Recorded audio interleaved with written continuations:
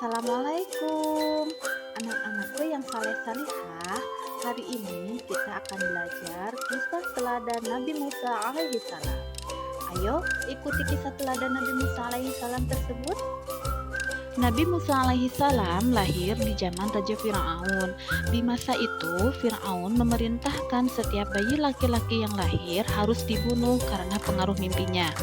Menurut ahli nujumnya, mimpi Raja Fir'aun menandakan akan lahir seorang bayi laki-laki dari Bani Israel yang kelak akan membinasakan kekuasaannya. Raja Fir'aun terkenal sombong dan mengaku dirinya sebagai Tuhan. Allah Subhanahu wa Ta'ala melindungi Musa alaihi salam dengan menurunkan ilham kepada ibu Musa alaihi salam agar anaknya Musa alaihi salam dimasukkan ke dalam api, kemudian dihanyutkan ke dalam sungai Nil. Bayi Musa pun diselamatkan oleh seorang wanita bernama Asiyah, yaitu istri Fir'aun. Melihat anak itu, Fir'aun marah. Akan tetapi, dengan bujuk rayu Asiyah, Fir'aun luluh hatinya, ia tidak jadi membunuh Musa kecil. Suatu ketika, Musa kecil menangis karena kehausan. Asiyah memerintahkan pengawalnya untuk mencari ibu yang dapat menyusui bayi itu. Maka, berdatanganlah wanita-wanita yang ingin menyusui bayi Musa alaihissalam. Namun, setiap kali ada wanita yang hendak memberinya susu, bayi Musa alaihissalam tidak mau. Ia tetap menangis. Akhirnya, datanglah seorang wanita bernama Yukabat. Wanita ini menggendong dan menyusuinya. Seketika itu juga Musa kecil terdiam dan berhenti menangis sampai tertidur nyenyak. Mereka tidak mengetahui ternyata Yukabat adalah ibu Musa sendiri. Selanjutnya, Asiyah meminta agar Yukabat tinggal di lingkungan istana untuk mengasuh Musa kecil. Yukabat pun bersedia dan dengan senang hati mengasuh anaknya sendiri di lingkungan istana Fir'aun. Suatu ketika, seorang laki-laki bergegas datang kepada Musa alaihissalam dan berkata, "Hai Musa, sesungguhnya pembesar sedang berunding untuk membunuhmu. Keluarlah dari kota ini, itulah nasihatku kepadamu." Musa alaihissalam mengikuti nasihat orang itu. Maka keluarlah ia dengan perasaan khawatir seraya berdoa, "Ya Tuhanku yang maha kuasa, yang maha pengasih lagi maha penyayang, bebaskanlah aku dari cengkraman kaum Fir'aun yang aniaya." Lainnya di negeri Madian, ia menjumpai sekumpulan orang yang sedang memberikan minum kepada ternak mereka. Di antara mereka, ada dua orang gadis yang sedang menambatkan ternaknya. Musa alaihissalam menyapa, "Mengapa tidak ikut bersama mereka mengambil air?" Kedua gadis itu menjawab, "Kami tidak dapat mengambil air kecuali sesudah orang-orang itu telah selesai mengambilnya. Dan karena kami juga tidak kuat berebut dan berdesak-desakan dengan orang banyak itu. Bapak kami sudah tua, karena itu pula tidak sanggup datang kemari untuk mengambil air." Seketika itu juga Musa alaihissalam menolong kedua gadis itu untuk memberikan minum kepada ternak mereka. Setelah menolong, Musa alaihissalam berteduh di bawah pohon seraya berdoa, "Ya Tuhanku, sesungguhnya aku membutuhkan kebaikan yang Engkau turunkan kepadaku." Kedua gadis yang ditolong Musa alaihissalam pun pulang ke rumahnya dan menceritakan kepada ayah mereka bahwa telah ditolong seorang yang berhati mulia. Salah seorang dari gadis itu berkata, "Ya ayahku, ambillah ia. Musa sebagai orang yang bekerja kepada kita. Kelihatannya ia orang yang kuat dan dapat dipercaya." Si ayah mengabulkan permintaan putrinya. Ternyata ayah kedua wanita itu tak lain adalah Nabi Syuaib alaihissalam. Disinilah perjumpaan antara Nabi Syuaib alaihissalam dengan Nabi Musa alaihissalam. Pada akhirnya Nabi Syuaib alaihissalam menikahkan salah satu putrinya dengan Musa alaihissalam. Nah, itulah kisah Nabi Musa yang suka menolong. Selanjutnya kita akan membahas tentang Nabi Musa menghadapi Fir'aun. Kemon, Musa alaihissalam telah diberi Tuhan mukjizat, yaitu tongkat yang dapat dijadikan ular. Tangan Musa alaihissalam dapat mengeluarkan cahaya dan menjadi pelindung baginya dari ketakutan. Kedua mukjizat inilah yang dijadikan Musa alaihissalam untuk melawan Fir'aun bersama tukang sihirnya. Kedatangan Nabi Musa alaihissalam di Mesir membuat Fir'aun marah dan menuduhnya Musa alaihissalam sebagai tukang sihir yang hendak mengusir Fir'aun dari negeri itu. Musa alaihissalam telah mengingatkan Fir'aun, "Janganlah kamu membuat dusta, nanti kamu dibinasakan dan mendapat siksa Allah Subhanahu wa Ta'ala." Fir'aun dan tukang sihirnya tetap saja melawan dan menantang.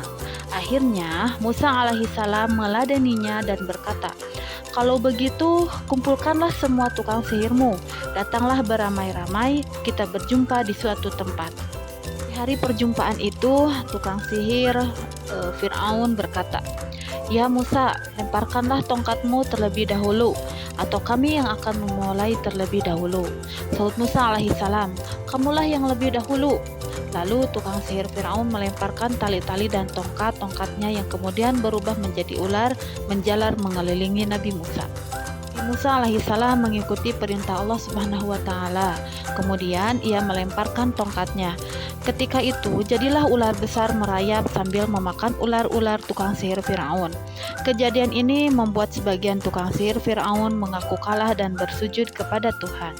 Karena melihat tukang sihir tersebut telah beriman kepada Nabi Musa alaihissalam, kemudian juga istrinya Siti Asyah, maka Fir'aun bertambah marah dan ganas. Bersama bala tentaranya, dia menyiksa orang-orang yang beriman termasuk istrinya sampai mati. Melihat yang demikian, Nabi Musa alaihissalam dan orang-orang yang beriman mundur melarikan diri dari kota Mesir. Fir'aun dan tentaranya terus mengejar Nabi Musa alaihissalam dan pengikutnya sampai ke dekat Laut Merah. Nabi Musa alaihissalam dan pengikutnya kebingungan. Pada saat itulah turun wahyu dari Allah Subhanahu wa taala yang memerintahkan agar Musa alaihissalam memukulkan tongkatnya ke permukaan Laut Merah.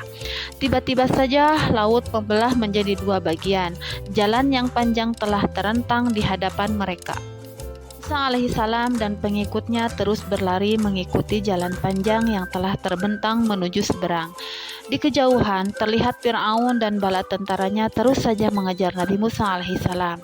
Akhirnya Nabi Musa alaihissalam sampai di seberang dengan selamat. Sementara Fir'aun dan tentaranya masih berada di pertengahan jalan. Di saat itulah Allah Subhanahu wa taala mengembalikan Laut Merah seperti semula. Fir'aun dan tentaranya pun ditelan oleh air laut. Demikianlah pembalasan dari Allah Subhanahu wa taala terhadap orang yang durhaka. Setelah kita menyimak materi tentang kisah Nabi Musa, yuk kita tonton video tentang kisah Nabi Musanya.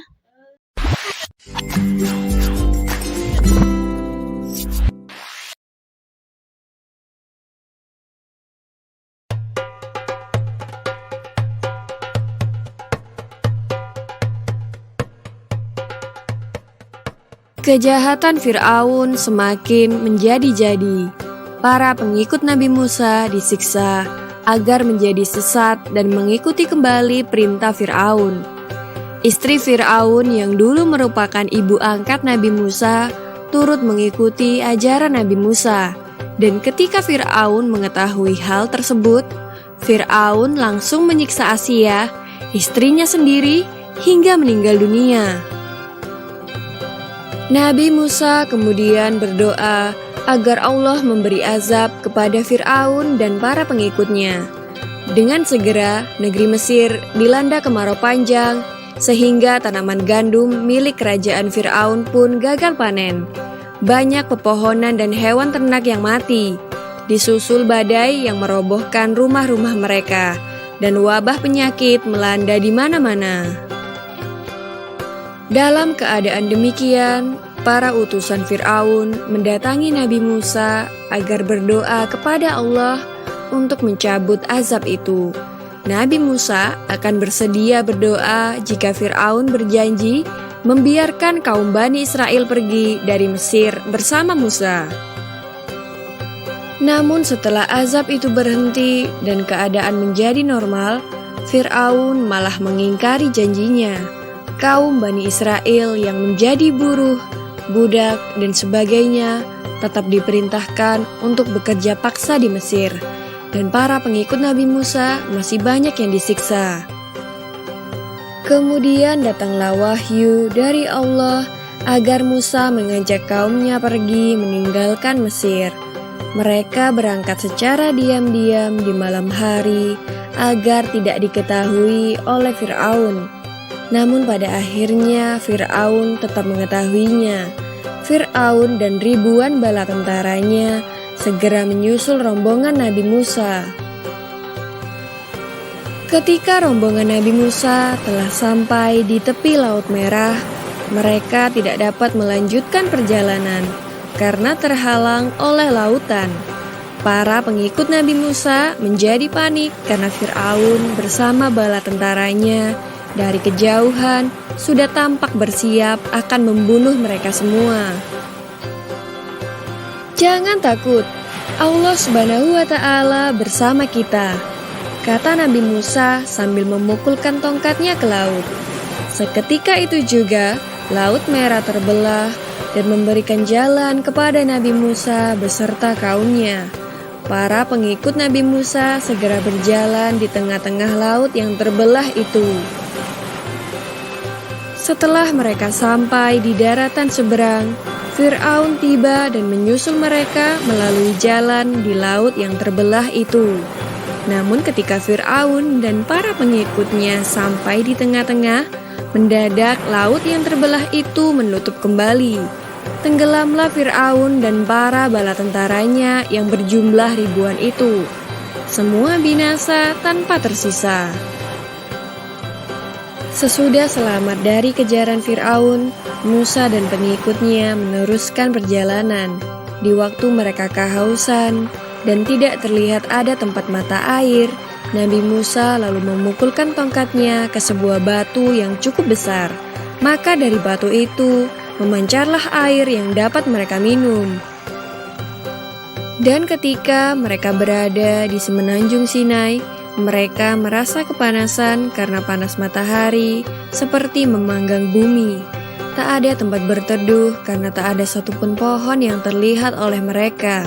Di saat seperti inilah Allah memberikan nikmat-Nya berupa awan yang mengikuti dan melindungi perjalanan mereka.